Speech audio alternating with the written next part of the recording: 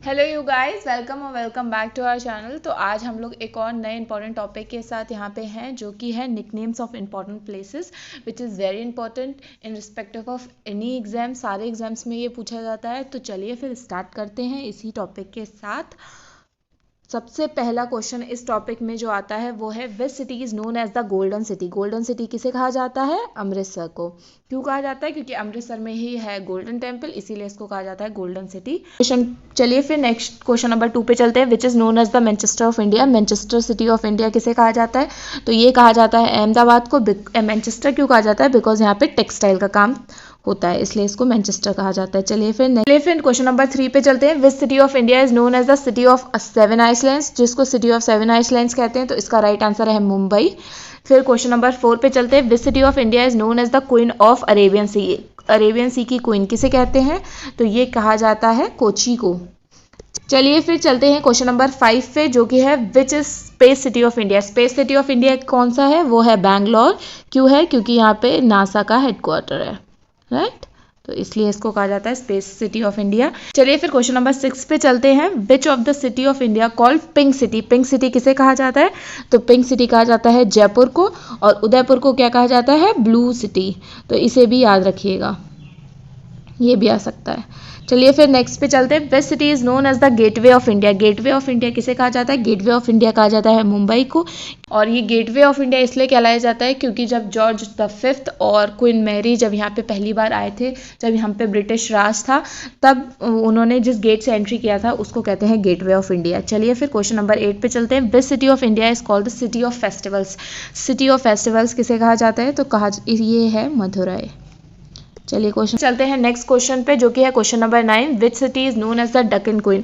तो डेक्कन क्वीन यानी कि साउथ की क्वीन किसे कहा जाता है? तो ये कहा जाता है पुणे को, because of historical, political and cultural important इसको डेक्कन क्वीन कहा जाता है। फिर चलते हैं क्वेश्चन नंबर 10 पे। Which city is known as the city of buildings. City of buildings किसे कहा जाता है? तो ये कहा जाता है कोलकाता को, बिकॉज जब हमारे ऊपर ब्रिटिश का राज था तो उनकी ज़्यादातर जो भी मेन कैपिटल सिटीज़ थी वो सारी कोलकाता में थी, इसलिए इसको सिटी ऑफ बिल्डिंग्स भी कहा जाता है। फिर नेक्स्ट चलते हैं। Which region of India is known as the soya region. तो ये है मध्य प्रदेश, जहाँ पे ज़्यादातर सोयाबीन की कल्टिवेशन होती है, that is why it is called soybean reason.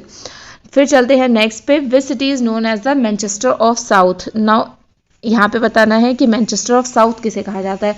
तो ये कोयम्बटूर को कहा जाता है, ठीक है। अभी तक हमने क्या क्या पढ़ा है? Manchester of India which is Ahmedabad and Manchester of south which is Coimbatore.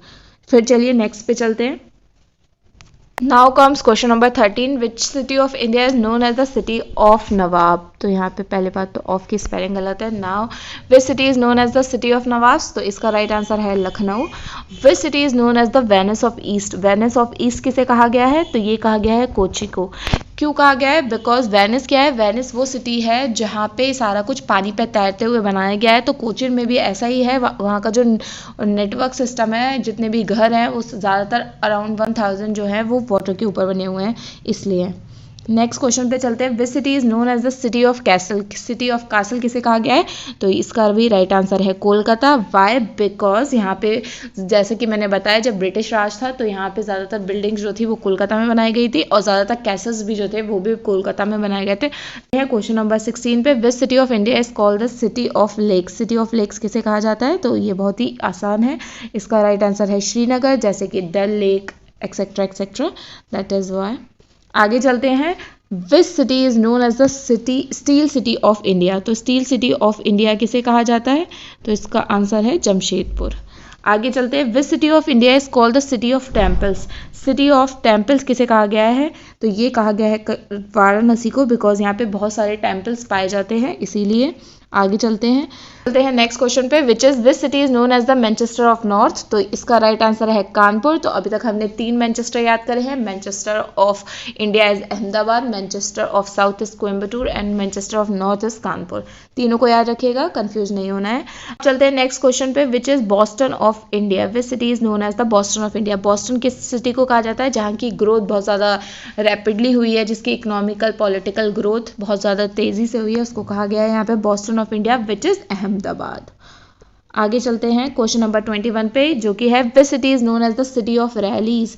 City of rallies किसे कहा जाता है? न्यू दिल्ली को, because it is our political capital, that is why it is called the city of rallies. आगे चलते हैं which state is known as the garden of spice of India. तो garden spice of India, जहाँ पे ज़्यादातर spices पैदा होते हैं, वो क्या है? केरला। आगे चलते हैं क्वेश्चन नंबर 23 पे, जो कि है which city of India is known as the abode of God. तो अडोब ऑफ गॉड क्या है? जहाँ जो कि घर होता है। ये अबोर्ड ऑफ गॉड की हिंदी हो गई कि भगवान का घर। भगवान का घर किसे कहा गया है? प्रयागराज को। आगे चलते हैं क्वेश्चन नंबर 24 पे, जो कि है which city of India is known as the heaven of India. तो ये तो बहुत ही आसान है, किसको कहा गया है? ये कश्मीर को कहा गया है। इसी के साथ हमारे सारे क्वेश्चंस पूरे होते हैं, 24 क्वेश्चंस। इंपॉर्टेंट इस टॉपिक के साथ क्वेश्चंस थे, वो सारे मैंने यहाँ पे डिस्कस कर लिए हैं। इन सबको मैंने एमसीक्यू फॉर्मेट में इसलिए रखा है कि अगर किसी को ऑलरेडी ये टॉपिक पढ़ चुके हैं तो उनकी नॉलेज चेक हो सके, और जिन्होंने ये टॉपिक नहीं पढ़ा है वो ईजिली इसको याद कर सके, क्योंकि एमसीक्यू फॉर्मेट में क्वेश्चन ज़्यादा जल्दी याद होते हैं। चलिए फिर इसी के साथ एक और नए टॉपिक के साथ जल्दी ही मिलेंगे, तब तक के लिए बाय।